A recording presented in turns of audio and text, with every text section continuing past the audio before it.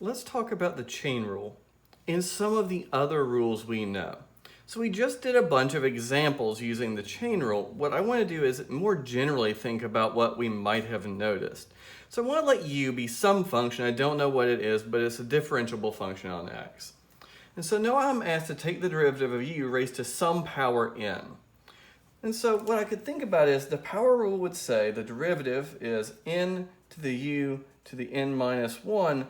The chain rule would say I need to multiply by the derivative of the inside function, du dx. And so this is an example, this is really the rule we used for that very first example I did, which I think was 2x plus 3 all squared, and if it wasn't, it was close enough it'll get the point across.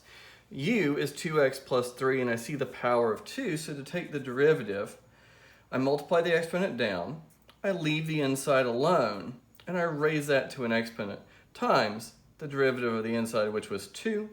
2 times 2 is 4, carry that through, and that becomes an 8x plus 12.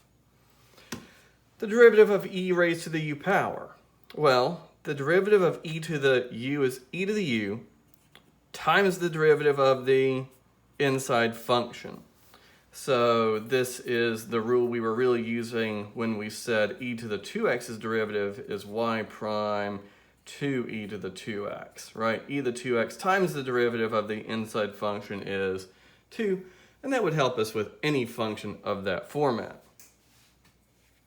Let's look at the chain rule along with all of my trig derivatives. U is still a differentiable function on x, and now I just want to see what the chain rule says about these derivatives. The derivative of sine is cosine times the derivative of the inside function.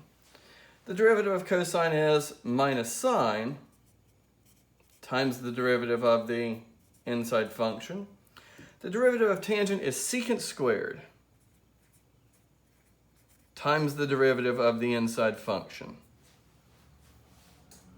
And I just keep taking, I'm going to start at the bottom because I like doing my trig functions in order, and I was getting ready to write the wrong thing up there because I wasn't paying attention.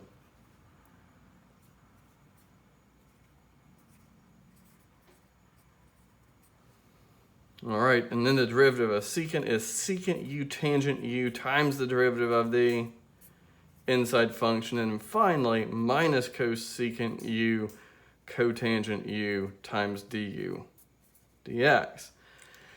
Every time we write a rule down now, we can write its corresponding rule with the chain rule, be it the power rule and the chain rule, which you'll hear people call the power chain rule, which sounds really cool, the exponential chain rule, or a trigonometric formula along with the chain rule.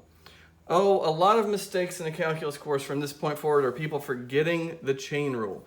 So whenever you're looking at an equation and you're going to take a derivative, ask yourself, is there an inside function? Because if there is, we need to use the chain rule.